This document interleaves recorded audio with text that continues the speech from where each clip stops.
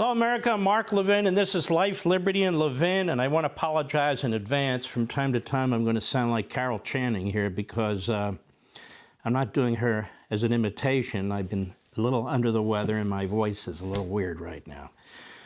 As you well know, a rogue Soros prosecutor in Manhattan brought these phony charges against Donald Trump involving campaign and non-disclosure agreement. And rather than get into the weeds there, which we've done before, I want to talk about real campaign violations. And we talk about two tiers of justice. There is no justice, especially when it comes to Donald Trump. And I'm going to prove it to you. You ready?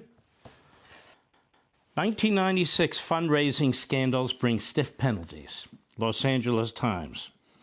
Federal Election Commission disclosed that it has imposed a record-setting $719,000 in fines against participants in the 1996 Democratic Party fundraising scandals involving contributions from China, Korea, and other foreign sources.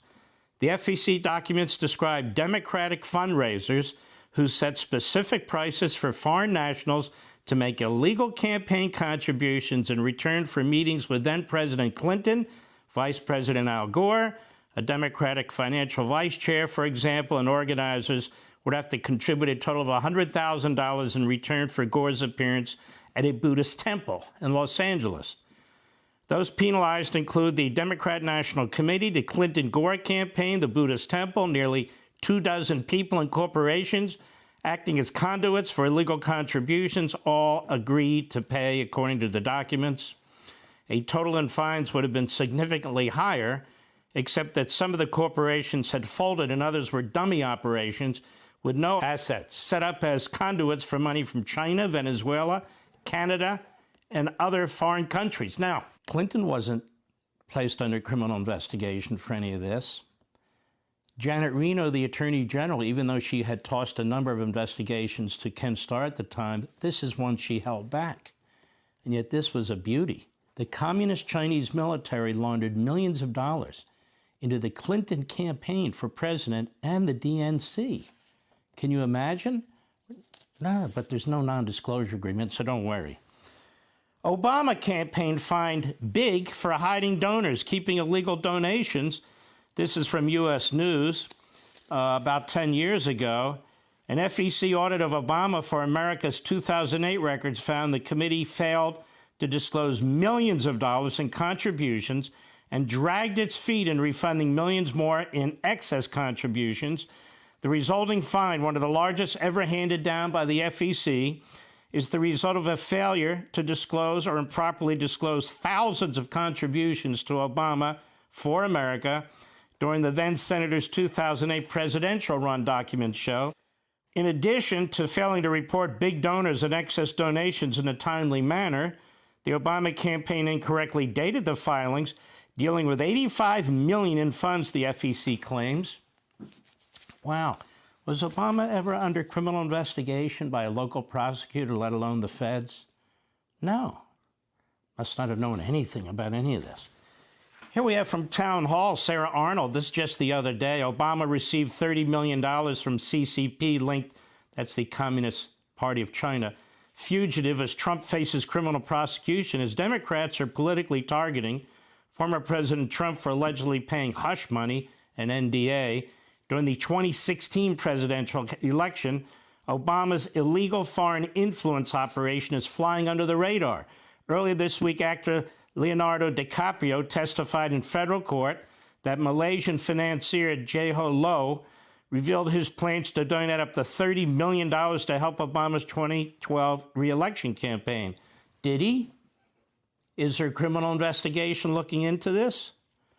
Low allegedly recruited Prasarol Prosmiko, the founding member of the iconic 1990s hip-hop group The Fugees, to help funnel a large amount of money to Obama's re-election campaign. However, under U.S. federal election law, foreigners cannot donate to presidential campaigns. Wow. Any local prosecutors bring any case on it? I don't think so. Politico. Federal campaign watchdog finds DNC Clinton campaign over dossier spending disclosure. Oh, my goodness. The FEC has agreed to a fine of over $100,000 against the Democrat National Committee and Hillary Clinton's 2016 campaign over an investigation into alleged misreporting of spending related to the now infamous Steele dossier. Well, what happened? Well, allegedly that the party and campaign reported payments to the powerhouse Democratic law firm Perkins Coie as legal expenses, when in actuality some of the money was earmarked for paying Fusion GPS through Perkins Coie to conduct opposition research on Donald Trump. So they weren't supposed to put it as a legal expense. Anybody charge Hillary Clinton or the DNC criminally for that? No. You get what I'm saying? Even more, the New York Post. Chinese elite have paid some $31 million to Hunter and the Bidens.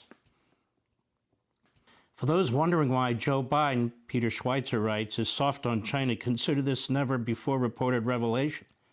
The Biden family has done 5 deals in China totaling some $31 million arranged by individuals with direct ties to Chinese intelligence, some reaching the very top of China's spy agency. Indeed, every known deal that the Biden family enjoyed with Beijing was reached courtesy of individuals with spy ties. And Joe Biden personally benefited from his family's foreign deals. So here we have all this foreign money flooding into the Clinton campaign, the Obama campaign. We have Joe Biden, who's bought and paid for by the Communist Chinese, our #1 enemy. And not a single criminal investigation at the local, state, or federal level of any of these people. And you know, it's interesting. Donald Trump came into office as a multi-billionaire. Obama, Gore, the Bidens. Biden spent his whole life in government. Gore spent most of his life in government. Obama spent most of his life trying to overthrow the country. And yet, they're all now worth tens of millions. The Obamas are said to be worth over 100 million. Gore's said to be worth over 100 million. And the Bidens, during the 2-year break between being vice president and president, made many millions of dollars, and he has S corporations that he's never revealed their taxes. So why aren't their taxes being released? Remember, the Democrats wanted Donald Trump's taxes, they said, because they want to make sure that top officials are actually being handled properly by the IRS. What about ex-top officials? Trump's taxes were released like 2 weeks before the Democrats left office, so there was no legislative purpose, and even now there's no legislative purpose. So why don't they ask for the Obama tax returns and the Gore tax returns and the Biden S corporation returns?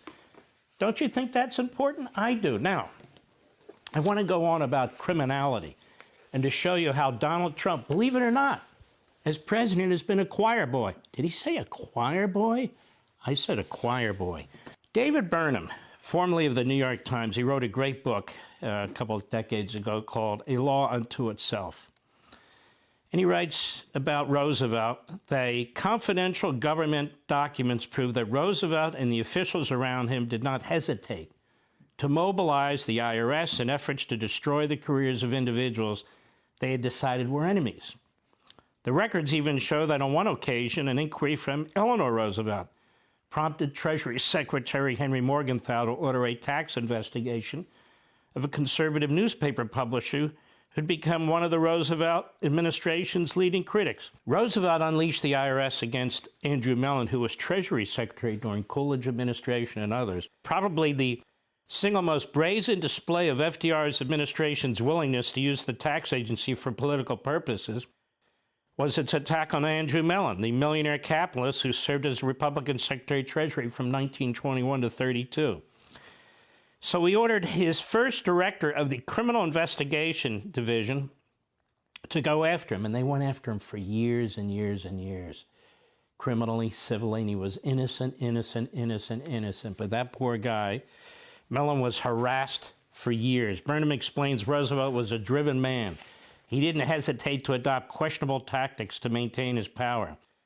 Roosevelt had understood that Huey Long represented a genuine political threat. What did he do? He unleashed the IRS against Huey Long and all of his surrogates. Huey Long was assassinated. That's what stopped the IRS from taking out Huey Long. Sounds a lot like Stalin, doesn't it?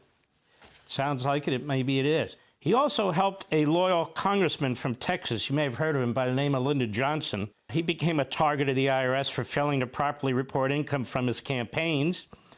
And this went on for 18 months. FDR stepped in and stopped the investigation, killed the investigation, protected Johnson, who would go on, as you know, to be a senator and then president.